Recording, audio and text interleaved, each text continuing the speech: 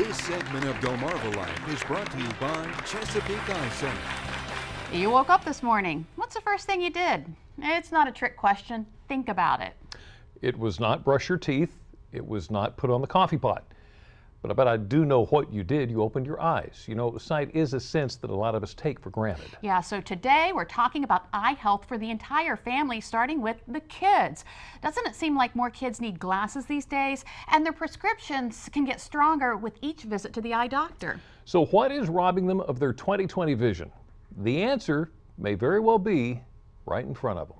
The world is becoming more out of focus for 5-year-old Scarlett. My eyes were blurry. Her eyes were blurry. And 9-year-old Owen.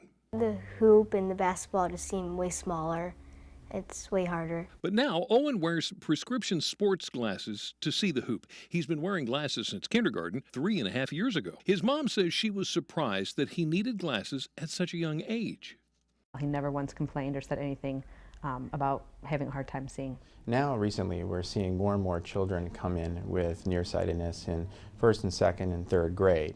Computers, tablets, cell phones, is all this focusing on electronics at close range taking a toll on our kids' eyes? Some studies have shown that increased focus has contributed to nearsightedness. And it's not just kids. The National Eye Institute found a 66% increase in nearsightedness for all ages since the early 70s, the time electronics started coming into homes. We have an iPad and we have our smartphones, and they do implement iPads in the preschool classroom.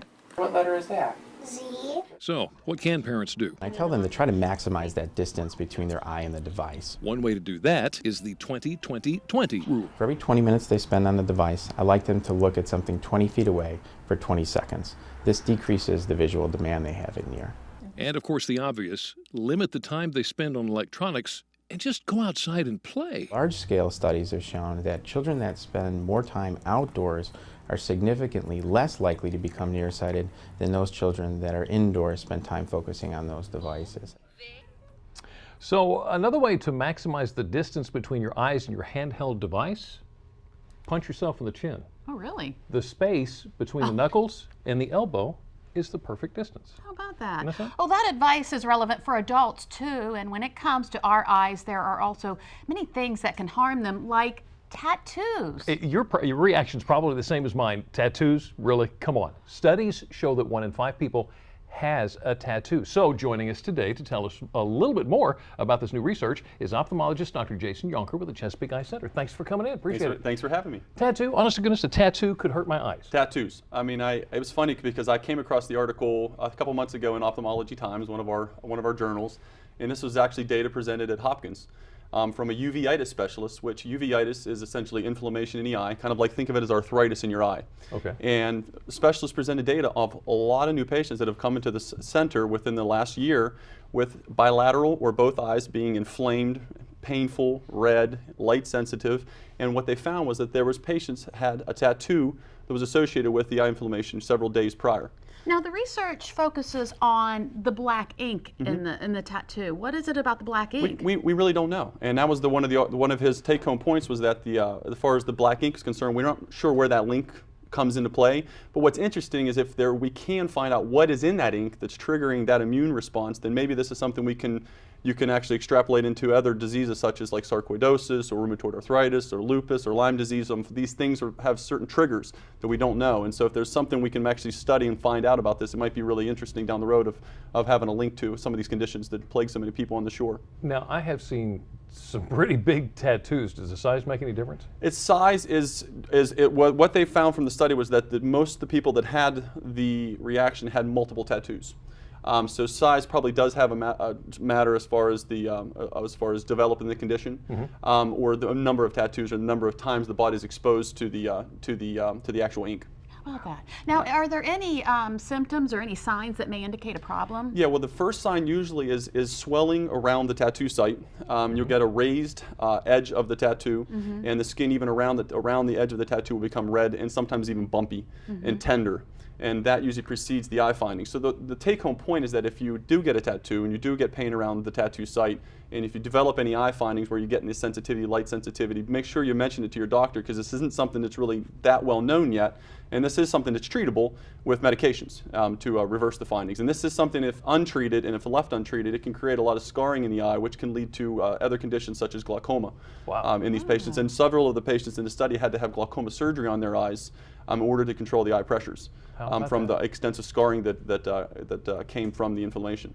Okay, while I got you here, I wear contacts, and understand there's a big thing coming out now about bacteria being able to reside in the contacts, and I guess that would cause a lot of eye problems too.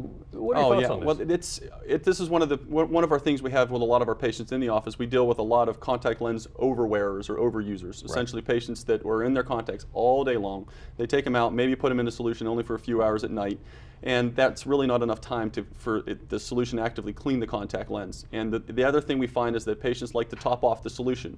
So they take the contact lens out, maybe there's a little solution left in there, and they'll just fill it back up instead of actually dumping that out, filling up with fresh contact lens solution.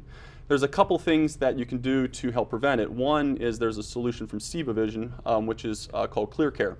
It uses a peroxide-based solution that actually neutralizes a lot of these bugs and are better than the other typical types of rinse solutions. The other thing is daily contact lenses. What I recommend to a lot of my patients who have potential issues where you may go on to develop infections from contact lenses, where you wear them and you throw them. And that's what I've actually gone into myself. It's a lot safer. You don't have to worry about the solutions. So those are a couple of the issues, but the eye is covered in skin, just like our body's covered in skin. And if there's no scratches on your skin, bugs can't get in. And so you can wear the contact lens even if it did have some type of contamination from something like a Pseudomonas bug, which is one of the bugs in the study that they were looking at. But if there's not a cut or an insult, the bugs really can't get in usually. But it's when you overwear them, or you have concomitant dry eye or surface issues with your eye where you might have a lot of irritation with your eyelids, and you have a irritation of the skin, then those bugs can get in. So one of the things is taking good care of your eyes, making sure you're not overwearing the contact lenses, and seeing your eye care professional regularly, because a lot of these patients may stretch that 1 month contact lens into 2 months or 3 months, or miss that one appointment and say, well, I've got an extra month of contact lenses, I can wait a few months to get in to see the eye doctor, I'll stretch these ones out. And that's usually where the patient runs into problems.